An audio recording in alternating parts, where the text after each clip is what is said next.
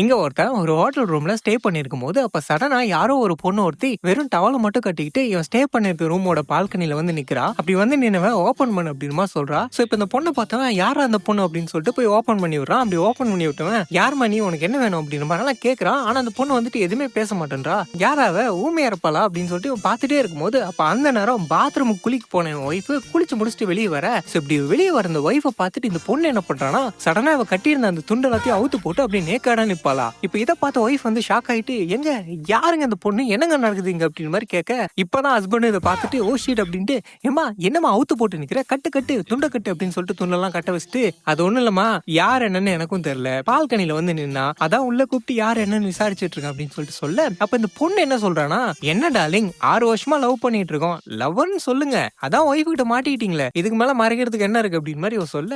எது லவ்வரா அப்படின்னு சொல்லிட்டு ஒய்ஃப் கேட்க, இவனும் ஷாக் ஆயிட்டு, ஏமா என்ன லவ்வர் கிவர்ன்ற, நீ யாருன்னு எனக்கு தெரியாது, இங்க பாருமா இவ போய் சொல்றா, இதுக்கு முன்னாடி இந்த பொண்ணை நான் பார்த்ததே கிடையாது, இப்பதான் பால்கனி வழியா வந்தா, இவ சொல்றதை நம்பாத, இவ எதுதான் சொல்றா அப்படின்னு மாதிரி சொல்ல. அப்ப அந்த பொண்ணு வந்துட்டு திரும்ப அதே தான் சொல்றாங்க, பாருங்க உங்க ஒய்ஃப்க்கு தெரியாம நம்ம 6 வருஷமா லவ் பண்றோம், அதனால நான் 6 மாசம் பிரெக்னண்டா இருக்கேன், இதெல்லாத்தையும் இவ்வளவு நாள் மறைச்ச வரைக்கும் போதும், இப்போ உண்மை வெளியே வந்துருச்சு, உண்மையை பட்டுன்னு போட்டு உடச்சிருங்க அப்படின்னு மாதிரி சொல்ல. அவ்வளவுதான், இதெல்லாம் கேட்ட ஒய்ஃப் வந்து நம்பிடுறா. அப்போ நல்லா என்னை ஏமாத்திட்டு இல்ல, இவ்வளவு நாளா சீட் பண்ணிருக்கல என்ன அப்படின்னு சொல்லிட்டு, நான் போறேன் அம்மா வீட்டுக்கு போறேன்னு சொல்லிட்டு அழுதுட்டு பேக் பண்ணிட்டு அங்கிருந்து போக, எங்கம்மா இங்க பாருமா இவ போய் சொல்லிட்டு இருக்காமா, இவ சொல்றதெல்லாம் நம்பாதமா, சத்தியமா இவ யாருன்னு எனக்கு தெரியாது, இப்பதான் இவ பால்கனி வழியா வந்தா, சோ கண்டிப்பா பக்கத்து ரூம்ல தான் ஸ்டே பண்ணிருக்கணும், வா நான் ப்ரூவ் பண்றேன் அப்படின்னு சொல்லிட்டு இவங்க 2 பேரும் நேரா பக்கத்து ரூமுக்கு எடுத்துட்டு வந்து, இங்க பாரு ஒழுங்கா ஓபன் பண்ணு அப்படின்மா சொல்ல. இந்த பொண்ணு வந்துட்டு, டார்லிங் என்கிட்ட சாவி இல்ல டார்லிங், சாவி இருந்தா தான் ஓபன் பண்ண முடியும் அப்படின்மா சொல்ல.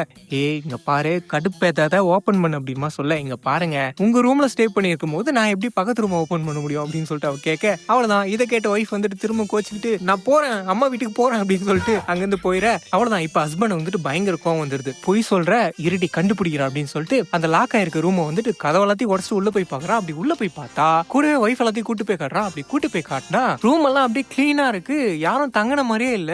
ஏய் இது என்னது ஃப்ரெஷ்ஷா இருக்குது, இவ பால்கனி வெளியே வந்தா அப்படின்னா இவன் இந்த ரூம்ல தானே தங்கி இருக்கணும் அப்படின்னு சொல்லிட்டு இவனுக்கு ஒண்ணுமே புரியல. அவ்வளவுதான், இப்ப வந்துட்டு 100% கன்ஃபார்ம் ஆயிடுச்சா. அவ்வளவுதான், ஒய்ஃப் வந்துட்டு இதுக்கு மேல உனக்கு எனக்கு இருந்த உறவு வந்து முடிஞ்சிருச்சு, நாளைக்கே டிவோர்ஸ் உன் வீட்டை வந்து சேரும், நான் வரேன் அப்படின்னு சொல்லிட்டு அவ பாட்டுக்கு போயிட்டு ட்ரெஸ் எல்லாத்தையும் பேக் பண்ணிட்டு அப்படியே போனவ.